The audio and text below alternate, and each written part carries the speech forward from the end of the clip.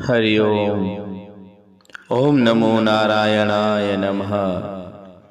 ओम श्री लक्ष्मी नारायणाय नमः। प्रियजनों, षटतिला एकादशी के इस महान पर्व पर आइए आपको इस व्रत के बारे में बताते हैं। षटतिला एकादशी का व्रत भगवान विष्णु को प्रसन्न करने के लिए किया जाता है। हिंदू धर्म की मान्यताओं के मुताबिक एक बार नारद मुनि भगवान विष्णु के पास बैकुंठ धाम जा पहुंचते हैं और उन्होंने षटतिला एकादशी व्रत के महत्व के बारे में भगवान विष्णु से पूछा।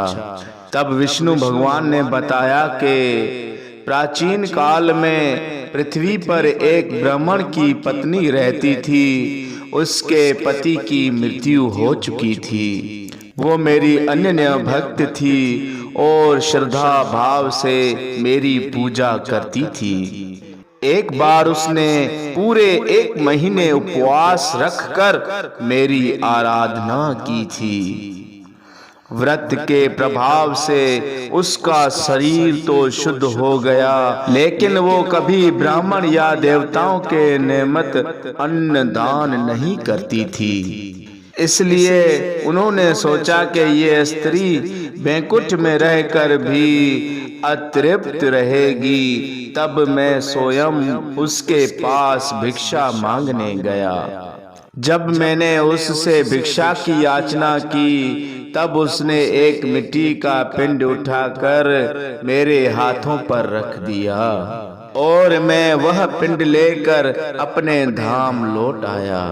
कुछ समय बाद वह स्त्री देह त्याग कर मेरे लोक में आ गई। यहाँ उसे एक कुटिया और आम का पेड़ मिला। खाली कुटिया को देखकर वो घबराकर मेरे पास आई और बोली कि हे प्रभु, मैं तो धर्म प्रायण हूँ, फिर मुझे खाली कुटिया क्यों मिली? तब मैंने उसे बताया कि यह अन्नदान नहीं करने और मुझे मिट्टी का पिंड देने से हुआ है। फिर उस स्त्री ने बोला कि हे प्रभु, इसका कोई निवारण बताएं।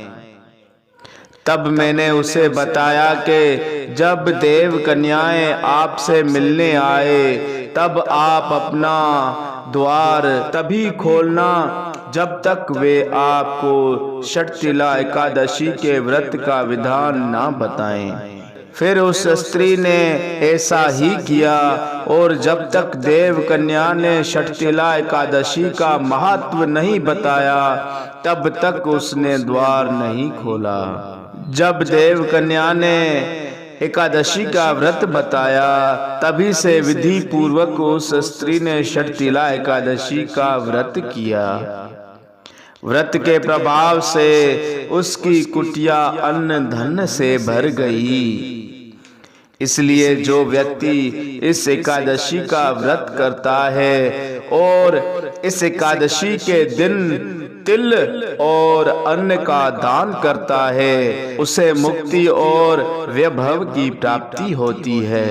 तो मित्रों, षटतिला एकादशी के दिन इस व्रत को करने व कथा सुनने से मनुष्य को हर तरह के सुख की प्राप्ति होती है।